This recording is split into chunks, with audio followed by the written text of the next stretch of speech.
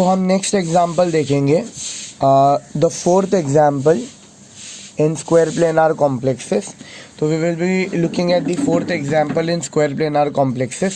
अभी we have completed M(a2)(b2), ये दिखाएगा ज्योमेट्रिकल आइसोमेरिज्म सेसॉर ट्रांस. हमने कंप्लीट किया है M(a2)(bc), ये कंप्लीट करेगा सेसॉर ट्रांस. और हमने कंप्लीट कर दिया है M(a)b(c)d, ये सेसॉर ट्रांसफर नहीं दिखाएगा बट ये तीन ज्योमेट्रिकल आइसोमेरिज्म दिखाएगा. तो अब हम लोग आते हैं स्क्वायर प्लेनार कॉम्प्लेक्सेस.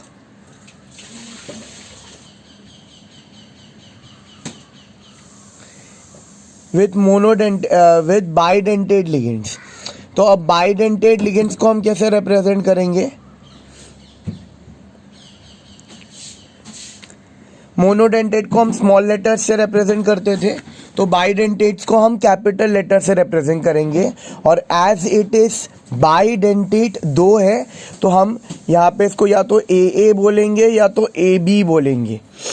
ए और ए बी का मतलब यहाँ पे दो पॉइंट ऑफ अटैचमेंट है और यहाँ पे दोनों सेम है, जैसे in the case of ethylene diamine और ऑक्सलेटो.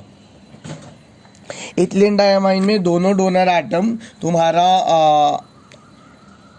तुम्हारा दोनों का दोनों जो डोनर एटम होता है वो नाइट्रोजन होता है. तो ये है तुम्हारा इथिलीन डायमाइन, दोनों डोनर एटम तुम्हारा नाइट्रोजन है. इथिलीन डायमाइन में दोनों डोनर एटम तुम्हारा ऑक्सीजन होता है. तो ये है तुम्हारा ऑक्सलेटो, जहाँ दोनों डोनर एटम तुम्हारा ऑक्सीजन है. तो इट इज़ कार्बन और 4 ऑक्सीजन. ए बी टाइप में हम ग्लाइसिनो लेंगे, Gly-1. मैंने बोला था तुमको कि इसका आधा ले लो और इसका आधा ले लो. तो आई टेक दिस, एक जगह मैंने डाल दिया O, एक जगह मैंने डाल दिया N, O वाले जगह में डबल बॉन्ड, ये हो जाएगा माइनस. तो ये हो गया मेरा ग्लाइसिनो. ये है मेरा Gly-1, ये है मेरा ऑक्सलेटो 2-, और ये है मेरा इथिलीन डायमाइन 0. तो ये मेरे 3 बाइडेंटेड लिगेंड्स हैं और इन्हें हम ए बी ए इस तरीके से रिप्रेजेंट करेंगे. अच्छा, अभी तो पहला जो कंपाउंड हम ट्राई करेंगे वो है Ma2 टाइप्स. जिसको थोड़ा सा कंफ्यूजन है, मैं उनको पहले ये बता दूं कि याद रखना कि यहाँ पे हमारा भले ही 2 ही लिगेंड अटैच हुआ है लेकिन कोऑर्डिनेशन नंबर 4 है. क्यों कोऑर्डिनेशन नंबर 4 है? क्योंकि इट्स अ बाइडेंटेड लिगेंड. तो यू हैव 2 बाइडेंटेड लिगेंड्स, तो coordination number is going to be 4. ठीक है, तो ये भी एक स्क्वायर प्लेनार कंपाउंड है. तो हम इसका कोई एग्जांपल ले लेंगे. जैसे एग्जांपल के तौर पे मैंने बोला था ना, मेटल हम प्लैटिनम डाल देंगे. प्लैटिनम के साथ मैंने डाल दिया इथिलीन डायमाइन 2. अब इथिलीन डायमाइन न्यूट्रल होता है, तो प्लैटिनम हो गया तुम्हारा +2, इथिलीन डायमाइन तुम्हारा हो गया 0. तो ये भाई के ऊपर चार्ज आ जाएगा +2. ओके, अभी ये कंपाउंड कैसे बनेगा ज़रा इसको बना के दिखाता हूँ. अभी वो हैव प्लैटिनम, इथिलीन डायमाइन है, मतलब you should have nitrogen the donor atoms, NH2, ये है तुम्हारा CH2, ये दूसरा CH2, ये NH2 और ये इसको अटैच्ड.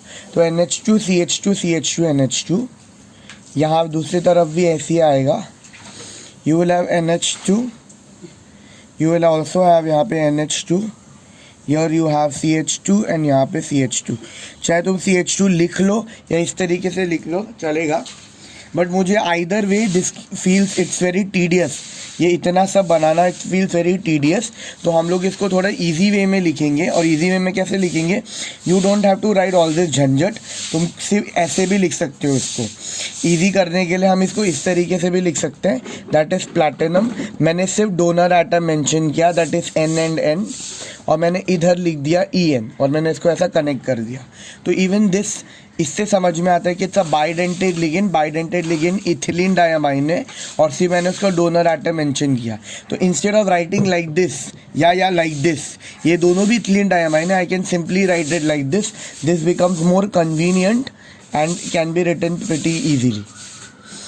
तो ये मैंने इस तरीके से लिख दिया +2 चार्ज. तो इट इज़ इथिलीन डायामाइन और दो प्लैटिनम है, ये कंपाउंड है इधर PTEN ट्वाइस, बाहर आएगा 2+ चार्ज। तो इसका नाम अगर चाहिए रहेगा तो इसका नाम डाई इथिलीन डायामाइन नहीं आएगा, बिस आएगा, क्योंकि इथिलीन डायामाइन में नंबर आता है। तो बिस इथिलीन डायामाइन, फिर ये प्लैटिनम है तो platinum 2 and as it is +2 given तो it's an ion. But the point is, ये सब तो इधर उधर की बातें हो गई, लेकिन हम लोग पढ़ रहे थे ज्योमेट्रिकल आइसोमेरिज्म, और ये वाला ज्योमेट्रिकल आइसोमेरिज्म कैसे दिखाएगा। इट इज़ लाइक MA4, ये MA4 की तरह, क्योंकि अगर तुम देखोगे तो चारों नाइट्रोजन ही है। तो जब चारों अटैचमेंट नाइट्रोजन ही है तो मैं कैसे बोलूँ कि सेम साइड में है या डिफरेंट साइड में है। So this is not going to show you geometrical isomerism. So this compound which is MAA2